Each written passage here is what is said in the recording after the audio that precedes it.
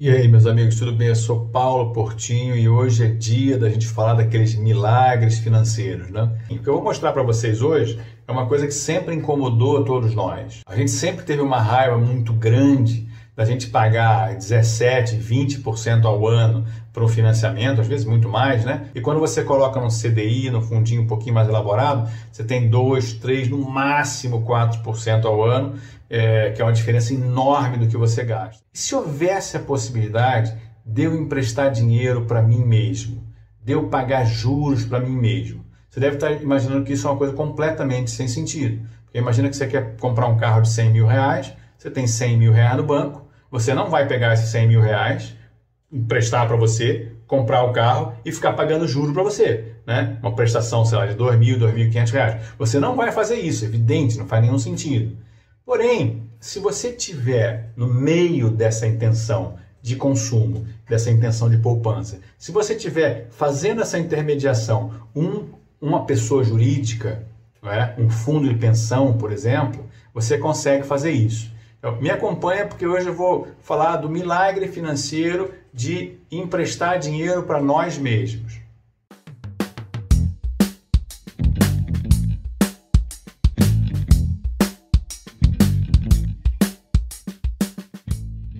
O que eu vou usar aqui de exemplo, pessoal, é o Funpresp, que é o Fundo de Previdência do Servidor Público. O que você consegue fazer hoje no fundo de pensão, não só no Funpresp, mas em vários outros? Você consegue pegar um financiamento, você consegue pegar um dinheiro emprestado.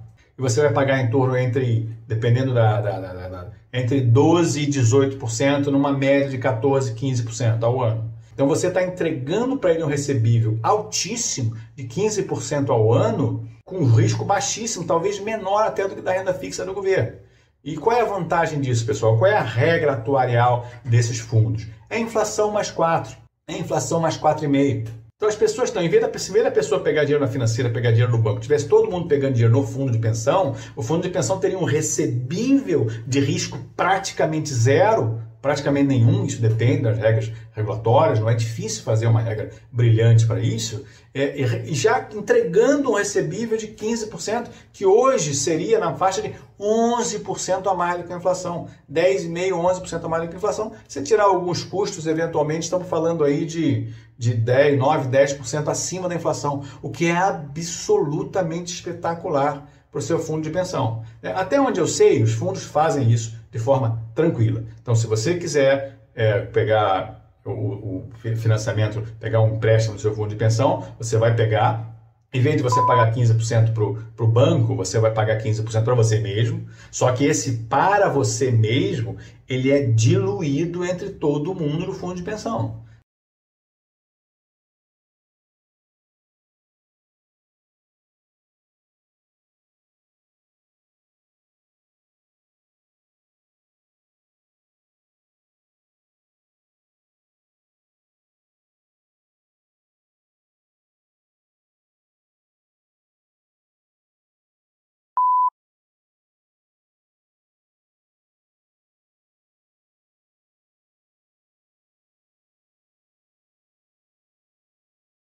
Eu coloquei isso num grupo de gente ligada a fundo de pensão e etc. E algumas poucas pessoas sentiram um desconforto moral muito grande com o que eu sugeri. Porque eu sugeri a elas o seguinte, olha, o ideal seria que as pessoas que estão colocando a reserva técnica delas, tomando empréstimo com base na reserva técnica delas, o ideal seria que essas pessoas estivessem mais expostas ao retorno que dá essa carteira. Porque hoje, se você pagar o seu fundo de pensão para você ter esse retorno maior, você está pegando esse esforço que você faz de pagar um juro de 15% e você está distribuindo por todas as pessoas. Não é? Essa carteira que você criou de recebíveis não é você pagando juro para você mesmo, é você pagando juro para uma entidade terceira que distribui esse juro altíssimo que você paga por todos os participantes. As pessoas ficaram um pouco ofendidas quando eu sugeri que as pessoas que oferecessem esse recebível, as pessoas que fizessem o esforço de pagar esses juros, tivessem algum privilégio no retorno, tivessem uma carteira segmentada, né, em que ele, em vez de ter, por exemplo, 40% em renda variável e 60% em renda fixa, dessa parte de renda fixa que ela tem, ela poderia ter um percentual maior desses recebíveis que nós temos contra nós mesmos. Lembrando que esse recebível é risco praticamente zero.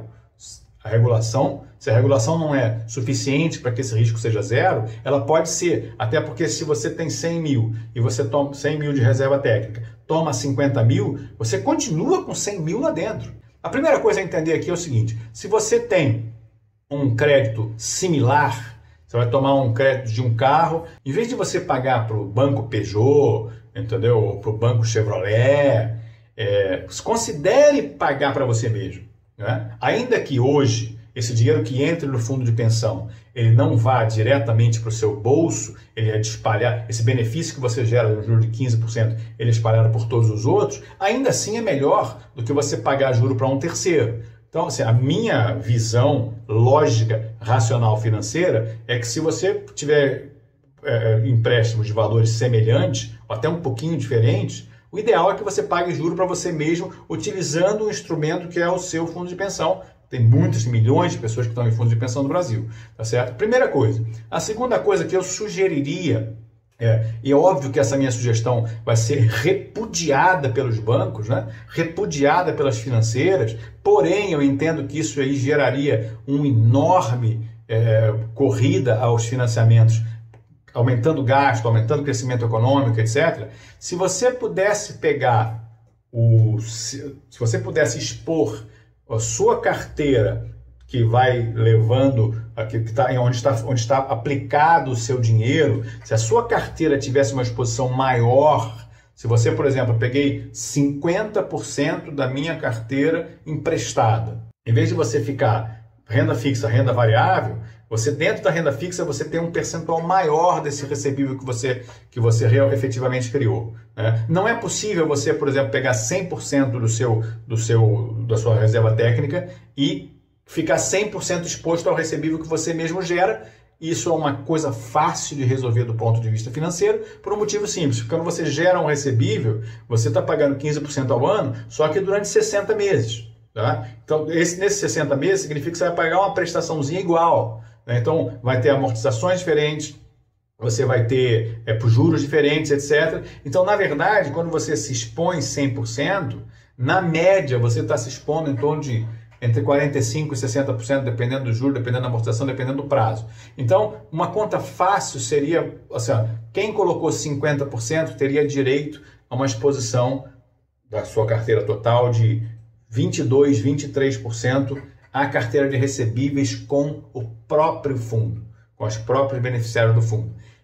Qual é a vantagem disso? Essa carteira de recebíveis, ela está dando, hoje, por exemplo, 10%, 11%, 12% acima do valor da inflação, o que é muito mais do que a meta atuarial. Então, isso deve reduzir os riscos do próprio fundo ter graves problemas, tá certo? No futuro, porque ele está tendo uma excelente remuneração e com risco baixíssimo, né? Então, se a gente pudesse ampliar esses 5% que são autorizados ou 10% para 25%, 40%, 50%, ou para que toda a renda fixa possa ser refletida por esses recebíveis gerados por nós mesmos, que são de risco muito baixo, talvez os fundos tenham mais estabilidade, mais segurança, mais retorno, menos risco de você receber uma porcaria de uma remuneração mínima lá e a sua renda for horrorosa, mais pessoas dispostas a tomar o crédito mais barato e conseguir comprar quitar casa, comprar. Vamos supor que você tenha, por exemplo, um financiamento imobiliário que está te estressando, etc. E você consegue tomar um dinheiro financiado para você, no próprio clube de fundo de pensão, que você consegue quitar isso. Isso aí pode ser do seu interesse, você não tem mais uma dívida com o banco não vai tomar mais a sua casa, e você, com aquele esforço que você faz de pagar juros de 2, 3 mil reais por mês para o banco, você está pagando juros de 2, 3 mil reais, ainda que 3.500 para você mesmo. Tá? Então, isso aí que eu estou falando é tudo em tese e é totalmente, perfeitamente factível. Até porque já acontece hoje. Só que acontece pouco e o seu esforço de pagamento de juros não vai exatamente para você e não vai proporcionalmente para você. Ele é distribuído proporcionalmente por todas as pessoas do fundo. Né? Então, regra número 1.